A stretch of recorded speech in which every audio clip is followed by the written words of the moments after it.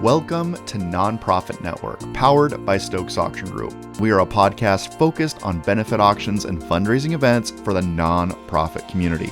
We are a group of fundraising professionals that specialize in raising funds to improve communities of all sizes.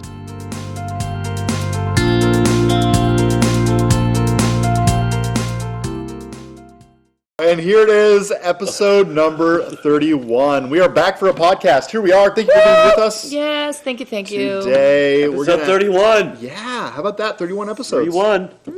We did it. A lot of people thought we couldn't do it, but guess what? We're doing it. We didn't do it. We didn't do it. We're continuing to do it. We are doing it as we speak. Today's going to be a little bit different episode. We're going to talk about our shows from this weekend. We had 3 between the 3 of us, and we're going to briefly talk about staying the course, staying the path. It is mid-fall fundraising season of 2022, and you can tell that different vendors and teammates are starting to feel a little fatigued.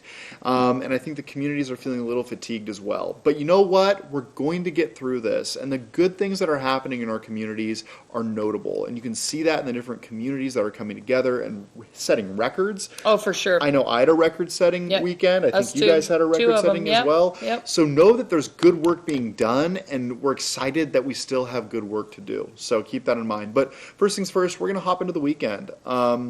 Kelly, why don't you grab one of your shows first? I think you were up north with one of them. Yep, we were up north with one of them, and it's a great organization. And, to be honest with you, we weren't sure because we had such a stellar year last year at that organization. But boy, howdy, we came in and just parked it again. They were like throwing money at us. We had our baskets out. We were catching it, what you got to do sometimes. But that was my little southern girl that just came out there. How'd you guys like that? Anyway. So they were just throwing their wallets at you. They literally were throwing their wallets at us. Take what you want. This is my checking account number. Which is insane because there's only like 3 people that carry wallets still. Right. So. But I will say that what was really unique about this is that it was a smaller group. And yet the energy was still there. The alum presence was huge. And that's something to keep in mind is always if you've got alums and you're an organization that has an alumni, really focus on them a little bit. I noticed that these alums were a huge part of the fund and need. They were a huge part of the evening. They were in the silent back mentoring the other kids. It just was a neat feel of a night. It was a wonderful experience, and I was lucky to be a part of it. And yes, we rocked it. Yeah. Talk a little bit about the transition of leadership, because I know there was a very significant individual who had been in that community for years and years That's that recently Saturdays. has moved away.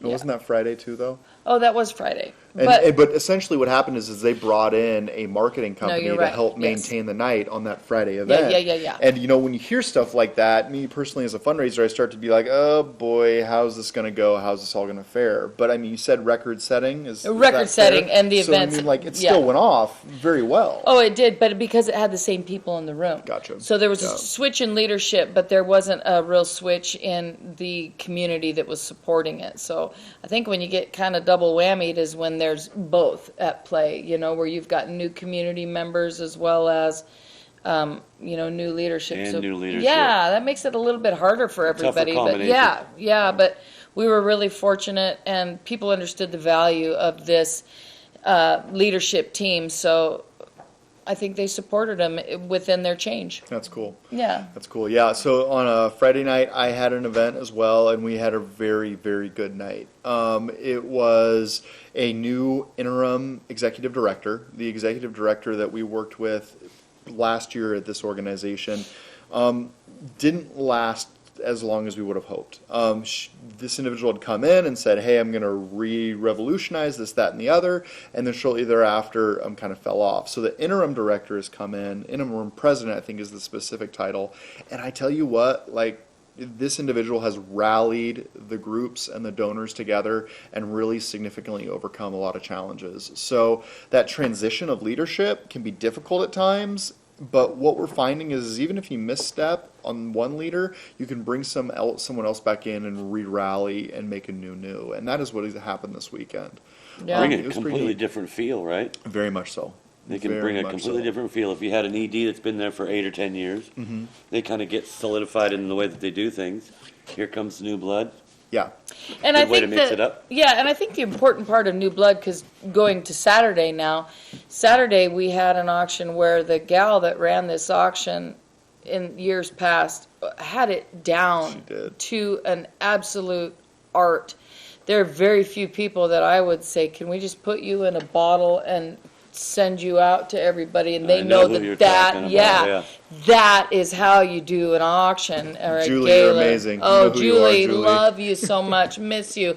But what was unique about this one was that they kept everything the same, which was wonderful because she had mentored, and so they kept everything the same and just had a few little changes. So be aware of that too, that if you're the new team coming in, don't change everything to try and put your mark on it the first year. Do a little bit, then come around and make the big change if you want.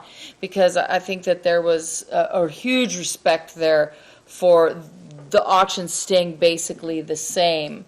Because that's what people were used to, and they're donors, and that's what they had. If it ain't broken, don't fix it. I was just going to say, if it's working, why would you change? That's right. Yeah. You can just step into somebody's shoes and put your twist on it. So And that's good, right? I think you need to inherit that DNA because it gives you the experience and exposure that you would want to have these events launch into the future. One issue that I had this weekend that I would tell everyone to caution themselves on is consider the script that you're inheriting. So we used a script from years past and made it this year's script, and the team that was dedicated to doing a script made all of those changes the morning of, and not all of those changes got in there. Whoops! And then before you know it, they had donors set up to give it a certain dollar amount when we went to the ask portion of the night, and I did not cover that level because it was not in the script that I was using. So inherit some of that DNA, but double check, please. just like also double check with if you're, this is a whole thing that we were going to talk about later, but doubles. If you've got a double, even though you've talked to the people, give your auctioneer that opportunity to let them know what table they're at, basically the donor, if they're in the house. Because you can run into a situation where night of the donor decided, no, I'm not going to double it. And so here you are doubling it, and then you're going to have to back yourself out of there. And it just it's a mess. So doubles are fantastic. They're wonderful. Please just make sure that your auctioneer is either connected with the person that's going to double it, or I guess I should say my auctioneer. I have my own private auctioneer, yes. Wow. Not very many people do. Okay. I do. So you're saying, even though you're told by leadership you can sell 2 of these, you think it's wise that our staff should go talk to that donor I think as well, in addition to? yeah, unless something is absolute, where it's absolute. If it's a consignment item, for example, and you could sell as many of those as you want to if they reach a certain number, right? But if it's something that has to do with a person being involved or something that belongs to somebody that they're donating, we can't be all that sure all the time. So the way around that is hook up your auctioneer or your ringman with the people. Let them know what table they're at. Have them go on the sly when you're into some decent money and say, hey, are you still okay with, doubling this? And that way it lets everybody off that hook. Because it is a hook to be on. I mean, we got lucky. We got triple lucky. Yeah, and I think us trying to paint it in the corner, have everybody ask every donor, that's not going to happen. But I think what you're getting at is that if that individual is in the room and they have already committed to it, just check in with them. Make sure that you're still connected with that individual in the moment of. Yeah, and if you're an auctioneer watching, Mark Schenfeld, you guys are fantastic too, but let's face it, he's the master. I'm not going to argue. Right? Me neither. But he uses that, He uses that for the theatrical piece of it, too, Gosh, I'm going to stop and, Bill, would you, with the, do this for 2? And I know both of you do that. Yeah. Both of you do that. And so you don't want to hear no. Yeah. And we've gotten to this problem. We've been in this box before. Multiple we have times. seen this in the past where you go to double an item and the donor said they would double it 3 weeks ago, but surprise, Yeah. you've just doubled it in front of everybody, and they just kind of, Yeah. for lack of a better word, just go with it. Yeah. You know what I mean? Just like, I'm not going to make a scene here, but I'm Yeah. not happy. Then Stay you burn that positive. donor out. but- Stay positive, because some of your donors are burnt out too by this time of the year. You know, we don't know how many events some of those bigger people have been to. They could have already been to 3 other galas that season. So just keep on swimming. And I Just think, keep and I think swimming. that's like the goal of what we're trying to accomplish today is like just keep going, like push through. It feels like in the Pacific Northwest, specifically in Washington where we're at, the rains have come in the last week, and it's been a great summer. We've enjoyed it, but all of a sudden it's like, oh, it's cloudy again, it's rainy again, and we're halfway through October. There's a lot of events teams that are fatigued right now, but honestly, there's still good work for us to do, right? And I find myself I keep going back to how grateful we are to have this opportunity, because since COVID hit, our entire world has been flipped upside down, and I am so lucky and honored to be able to go out into these different communities and help raise funds. And if you're watching this, you're either in that position or you set up people to raise money for a good cause, and that in itself is a gift, in my opinion. So we just I got to agree. we got to keep that in our mind's eye. Keep pushing. Keep Yeah. pushing forward.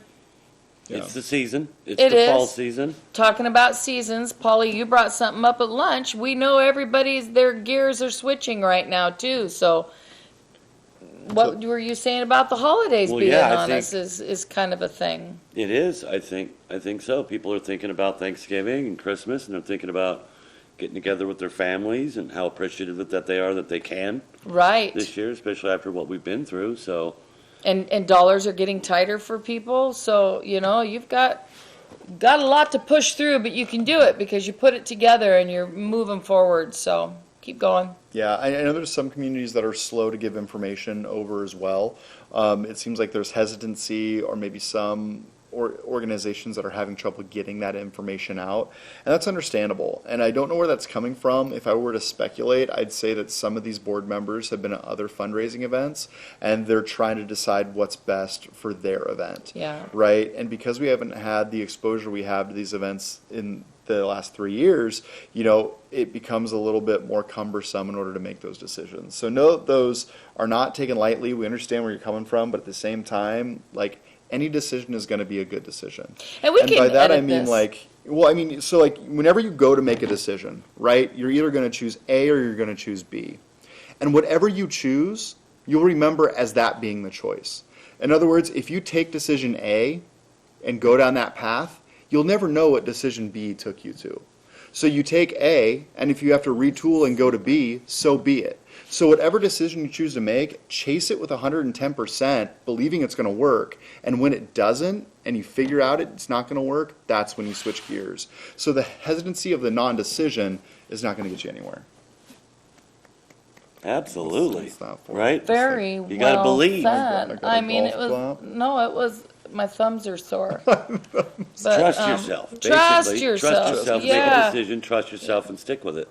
And I want to give a huge shout out to somebody that did it. Stephanie Schramm did a heck of a job this last Yeah. weekend. I mean to tell you, and we can edit that I'm a out if you fan. want to, but I'll tell you what, man, I'm a she fan. even tried to steal my job by Did she? ringing. Yeah, Oh, I yeah. had Well, to- she always does I that, had to get though. in there and She say, always "Hey, man, do what you know is you. I'll do me." But ooh, Stephanie did a Isn't great she job. sweet? She's a Yeah, she did a sweetheart. Yeah. killer job. Her and her group. So Madcap, I mean, everybody. It was Yeah. just really, it was a great time. So anyway, rely on those people that are professionals, not just Stokes Auction Group, and they'll get you there. They'll get you there, especially you when there. you're tired. They'll get you there. They'll And get we're you. finding a lot more of that where there's multiple vendors coming in to put on one event.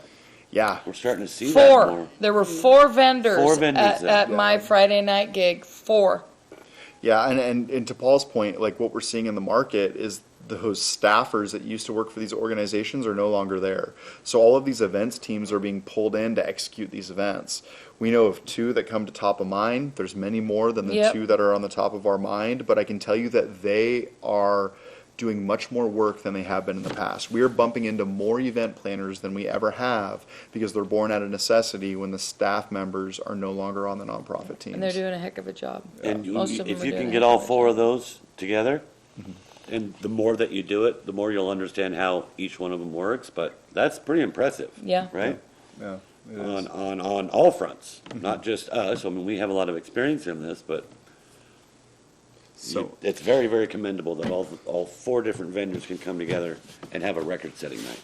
I'm excited. The fall is still upon us. Before you know it, it's going to be Turkey Day. So just kind of put your head down, keep your chin up, whatever the case may be. Head down, chin up. That's an interesting optical illusion, I think. Have fun doing what you're doing. And I know that it can be tough when we hit these fall seasons, but or these fall months with the rain. But that's okay. That's okay. We can't enjoy the sun without a little bit of rain, and that is completely where we're at. And if you get a chance and you're at a grocery store, Okay. say something nice to somebody that you do not know. Just go up to them and tell them something nice. You never know what it might do for that If you person. go to a grocery store, you're showing your age. No, well, if you don't go, well, everybody has everything ordered and they pick it up now. But or if you go to a grocery store, or I didn't say 5 and dime, 5 and dime. or the Piggly Wiggly. So get off me there, Bueller. Bueller. Is that a name of a horse? Appreciate you all. Thank you for joining us. If you want more of us, you can find us on Facebook. YouTube is where we have a video podcast. If you listen to the audio, 5 stars would be great. And if you got any questions, shoot us an email at auction@stokesauctiongroup.com or Yeah. drop us a line somewhere else. We appreciate you being with us. All right, you guys, go out, be creative, and as to what Kelly said, be kind. Be kind. Oh, gosh, I love that. Yeah. Be courageous, because it takes courage to be kind. So be kind and be courageous. You got to add to that. Be kind, be And courageous. go do good.